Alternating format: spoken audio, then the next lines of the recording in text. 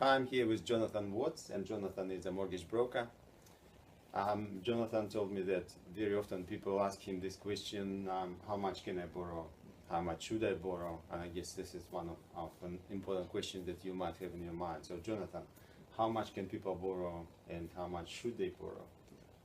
There's always the gap, isn't there, between the house you want to buy and what you can afford. So how much people can borrow really comes down to two key things.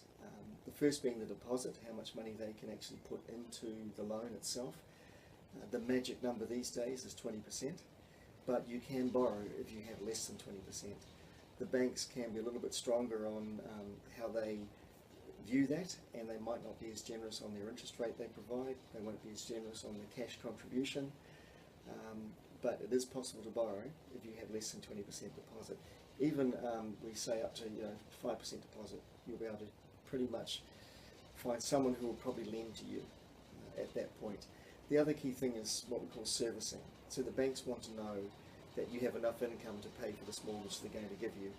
And they look at your income, they look at what's coming out of your income, what commitments you have. And the best advice I can give people is crunch those credit cards, cut them up, give them away. Just if they're a problem to you, don't have them there, because the banks look at credit card debt and car loan debt and other things like that, and it will restrict on how much people can borrow.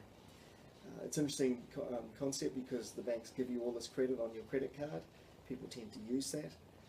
You need to manage that and even take a lower credit limit if you don't think you can handle that, because it will impact what you can borrow. Okay.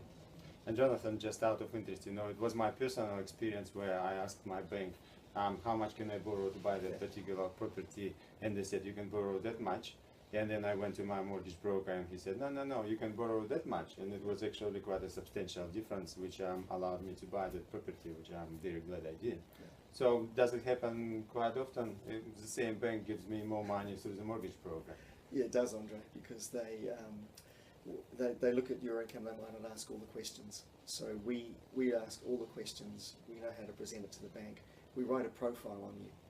So we present you as a stand-up citizen if we're happy, because our approach is that we must meet each of our clients, and we make a personal assessment on that basis as well. We ask all the questions, we present it to the bank in the right way, and it usually ends up being able to borrow more. Great. And how much is it? How much do you charge your customers? Our service is free. Free.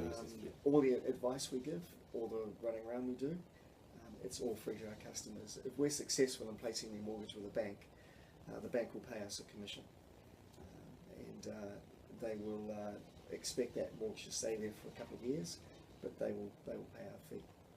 Okay, thank you so much. Welcome. Thanks, Andre.